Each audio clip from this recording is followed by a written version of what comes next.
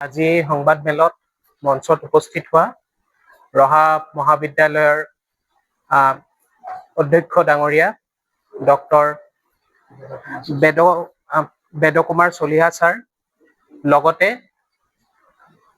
সংবাদ মাধ্যমৰ সাংবাদিকসকল আৰু ৰহা মহাবিদ্যালয়ৰ সন্মানীয় কৰ্মীসকল আৰু মোৰ সহকৰ্মীসকলকে মই অভিজিত ভট্টাচাৰ্যী GNRC ইউনিভাৰ্চেল হেল্থ মিছন প্ৰজেক্টৰ হৈ আন্তৰিক স্বাগতম জনাইছো।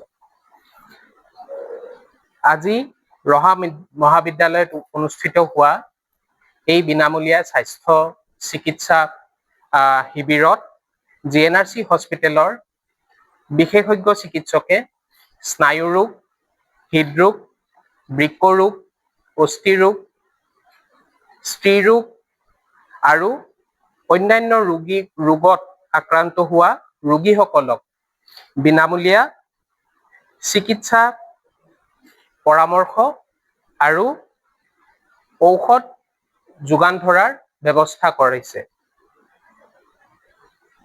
এই পদক্ষেপৰ উদ্দেশ্য হৈছে বৃহত্তৰ ৰহা অঞ্চলৰ ৰাইজক ছুপাৰ স্পেচিয়ালিটি চিকিৎসাৰ ব্যৱস্থা সহজতে উপলব্ধ কৰাই দিয়া। লগতে আজি এই বিশেষ দিনটোত জৰুৰীকালীন ৰোগীসকলৰ কাৰণে এখন এডভান্স লাইফ ছাপোৰ্ট এম্বুলেন্স এই অঞ্চলৰ ৰাইজৰ সুবিধাৰ্থে প্ৰদান কৰা হ'ব। আৰু ৰহা মহাবিদ্যালয়ৰ প্ৰাংগণতে এখন GNRC হেল্থ ইনফৰমেশ্যন চেণ্টাৰ উন্মোচন কৰা হ'ব। এই ইনফৰমেশ্যন চেণ্টাৰৰ যোগেদি এই অঞ্চলবাসীৰ ৰাইজে স্বাস্থ্য সজাগতা, ECG পৰীক্ষা, ব্লাড প্ৰেছাৰ, ব্লাড চুগাৰৰ সুবিধা লাভ ল'ব পাৰিব। GNRC ইউনিভাৰ্চেল হেল্থ মিছন প্ৰজেক্টৰ উদ্দেশ্য হৈছে ধনী দুখীয়া নিৰ্বিশেষে উচ্চতম মানদণ্ডৰ চিকিৎসা ৰাইজক প্ৰদান কৰি যোৱা।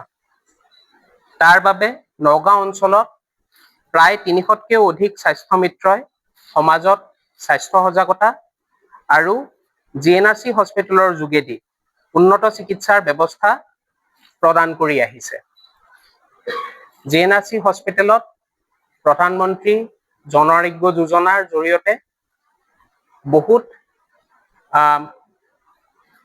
আৰ্থিক ৰূপে দুৰ্বল থকা পৰিয়ালেও বিনামূলীয়াকে চিকিৎসাৰ সুবিধা লাভ কৰিব পাৰিছে।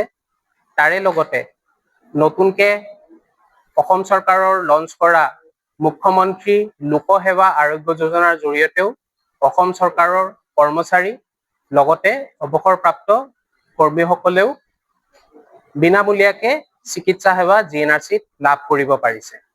ইয়াৰে লগতে GNRCয়ে সাধাৰণ ৰাইজৰ কাৰণে ব্যয়সাধ্য চিকিৎসাৰ ব্যৱস্থা, চাৰ্জাৰীৰ সুবিধাও আমাৰ নৰ্থ গুৱাহাটী আৰু গুড হেল্থ হস্পিটেলত চলাই ৰাখিছে।